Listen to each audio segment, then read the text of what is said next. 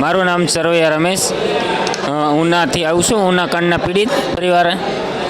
અમે અહીંયા રાહુલ ગાંધીજીને મળવા આવેલા, કેમ કે 2016માં જે ઉના કાંડ ઘટના થઈ હતી ત્યારથી હજુ સુધી ઉના કાંડ ઘટનાના આરોપીને જામીન મળી ગયા છે અને હજુ સુધી ઉના કાંડના પીડિતોને ન્યાય મળ્યો નથી. અને આનંદીબેન પટેલ મુખ્યમંત્રી આવ્યા હતા ત્યારે તેમણે અમને આશ્વાસન આપ્યું હતું કે અમે પીડિત પરિવારને લાયકાત પ્રમાણે નોકરી આપશું, અથવા તો પીડિત પરિવારને લાયકાત પ્રમાણે નોકરી આપશું, અથવા તો આજીવિકા સાધન આપશું. હજી સુધી પીડિત પરિવારને કોઈ પણ જાતનો ન્યાય મળ્યો નથી. તેથી અમે રાહુલ ગાંધી સાહેબને અમે અપીલ કરી છે કે અમને પીડિત પરિવારને ન્યાય મળે. ભારતીબેન બગડા, રાજકોટથી.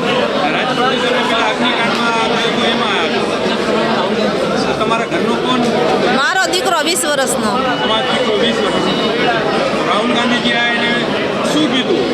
રાહુલ ગાંધીએ કીધું કે આપણે ન્યાય માટે લડવાનું છે અને ન્યાય લેવાનો છે, અને જે કોઈ બેદરકારીથી આ ચાલતું હતું, જે એ બધા પકડાઈ જાય ગુનેગારી, એને આપણે જેલ હવાલા કરી દઈશું. રાજકોટમાં કોઈ વસ્તુ અત્યારે કાંઈક જોવાનું. અમે હજી ગામડેથી આજ આવ્યા છીએ અને આજ અમે અહીંયા આવ્યા. शौकत शेख, अब्दुल रशीक, मेरी लड़की सकीना शेख, बड़ौदा से। हाँ, अभी तक कुछ मेरे को इंसाफ नहीं मिला है। 6 महीना हो गया है। इसके लिए हम राहुल गांधी जी से मिलने आए ले इधर। राहुल गांधी मिले तो क्या लगा, कैसा लगा? ऐसा लगा कि उनसे अभी कुछ हमको इंसाफ मिल सकता है करके, कि अभी हमको हमारी गुजरात की सरकार पे कुछ वो नहीं लग रहा है, क्योंकि 6 महीना हो गया, कुछ कार्रवाई नहीं बढ़ी है वहाँ। મારા જે આ ગેમ ઝોનની અંદર નોકરી કરતો હતો મારો દીકરો હતો, બરાબર. 20 વર્ષની ઉંમર હતી, કલ્પેશ બગડા, બરાબર. એમાં નોકરી કરતો, ફાયર બ્રિગેડની કોઈ વસ્તુ એવી હતી નહીં કે એને કારણે મારા છોકરાનું આ 27 જણાનું જે મૃત્યુ થયું છે, 28 જણા બાળકો હોમાણા છે, 20-25 વર્ષના અંદર હોમાણા છે. પણ એણે ક્યાંય પગલું ન્યાય લેવા માટે કોઈ સરકાર ભાજપની કોઈ માણસ અમારી પાસે આવ્યું નથી પૂછવાય કે ભાઈ આટલી વસ્તુ બની છે કે આ સુધી છે. જે વસ્તુ બની છે, બરાબર, અમને આ સુધી પોગાડ્યા આ લોકો રાજકોટના જે હંધાય અધિકારી હતા, બરાબર, એને, બરાબર, એ હંધાય માણસોએ પોગાડ્યા આપણને, અને આ સુધી અમને વાત કરાય ન કોઈ માણસ આવ્યું જ નથી અમારી પાસે, બરાબર. મારું નામ શાહ પ્રતિક છે અને મારી બેબીનું નામ ઋત્વી શાહ છે. એકચ્યુઅલી અણની જે લેક ઝોનમાં બનાવ બન્યો એમાં મારી બેટી પણ ડેથ થયેલી છે એમની. હવે હું એક જ વસ્તુ કહેવા માગું છું, આજે 5 થી 6 મહિના વીતી ગયા, કોઈ ઇન્સાફ જ નથી મળ્યો, કોઈ ન્યાય નથી મળતું.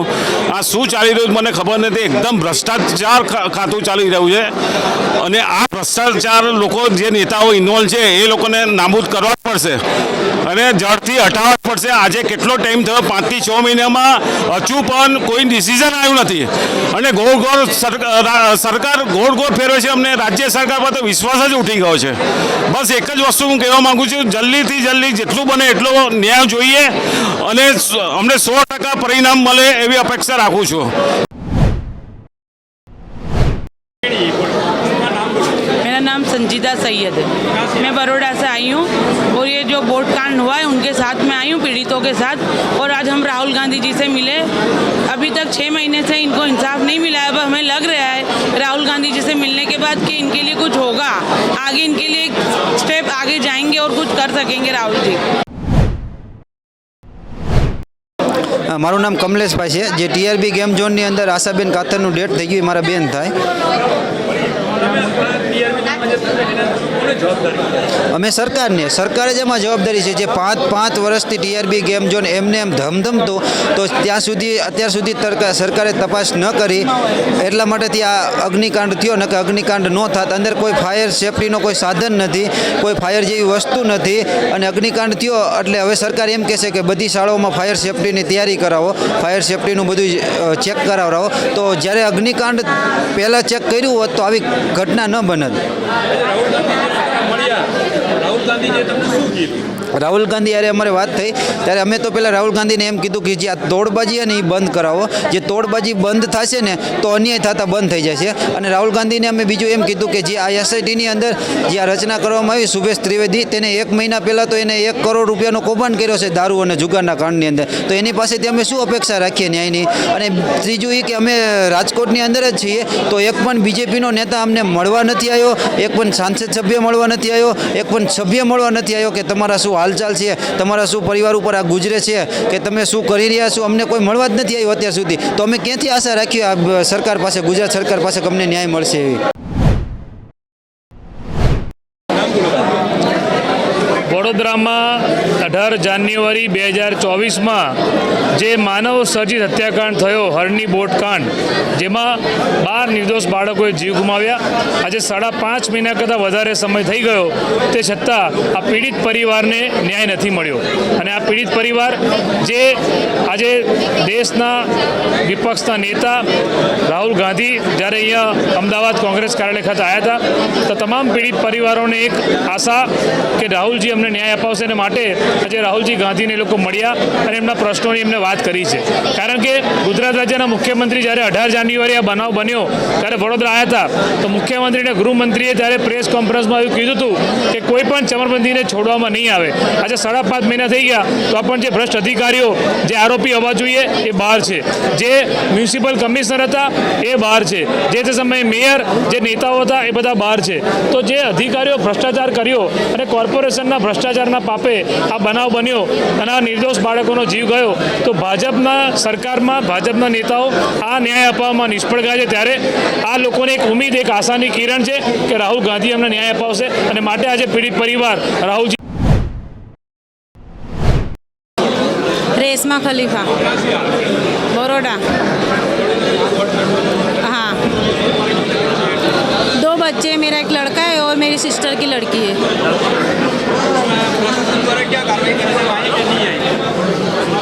कार्रवाई हम तो उम्मीद लेके आए हैं कांग्रेस सरकार के पास कि भाजपा सरकार से तो हमारे को न्याय नहीं दिया, हमारे बच्चों को नहीं दिया न्याय. तो हम ये उम्मीद से आए हैं कि कांग्रेस सरकार हमारे को न्याय दिलाएगी. और हमारे को भरोसा आश्वासन दे के गए हैं राहुल जी कि मैं तुम्हारे साथ हूँ. तो हमारे दिल में सभी 12 पेरेंट्स के दिल में ये उम्मीद जागी है कि हमारे को इंसाफ यहीं से मिलेगा. भाजपा सरकार हमारे को इंसाफ नहीं देगी क्योंकि 6 महीने हो गए हमारे को इंसाफ नहीं मिला. आज भी हम इंसाफ के लिए भीख मांगते. हमने जुल्म किया है, हमारे बच्चे गए, हमने गुनाह किया है तो हम दर बदर भटकते, इंसाफ के लिए भीख मांगते हैं. ये हमारी पीड़ित को नहीं समझते कि हमारे एक घर के 2 बच्चे चले गए. क्यों नहीं समझते? भाजपा सरकार क्यों नहीं समझी? तो हम कांग्रेस सरकार से इंसाफ मांगने के हक, तुम हमारे को इंसाफ दो. तो हमारे को उम्मीद है कि ये हमारे को इंसाफ दिलाएंगे. આજે આપણે આજે અમદાવાદ રાજીવ ગાંધી ભવન ખાતે અને અહીંયા કોંગ્રેસના વિપક્ષના નેતા રાહુલ ગાંધીજી આવ્યા હતા અને જેટલા મોરબી કાંડ, વડોદરામાં જે નાવ ડૂબી હતી એમાં, તથા જે રાજકોટની અંદર અગ્નિકાંડ થયો હતો તેના પીડિતોને મળ્યા, તથા આપણા અમદાવાદ શહેરની અંદર પણ એવી જ ઘટના રાત્રે અહીંયા કોંગ્રેસ ભવનના જમાદારને માર્યું હતું અને બીજા દિવસે બીજેપીના કાર્યકર્તા દ્વારા કોંગ્રેસ ભવન ઉપર ખાતે પથ્થરમારા કરવામાં આવ્યું હતું. તે લોકોની મુલાકાત કરી હતી અને અહીંયા એ લોકો ઇન્સાફ માટે હવે બીજેપી સરકાર જે બેઠી છે તે એમની કોઈ સુનવાઈ નથી કરતી, તેની રજૂઆત લઈને કોંગ્રેસના વિપક્ષના નેતા આપણા રાહુલ ગાંધીજી જોડે આવ્યા હતા અને તેમને રજૂઆત કરી છે.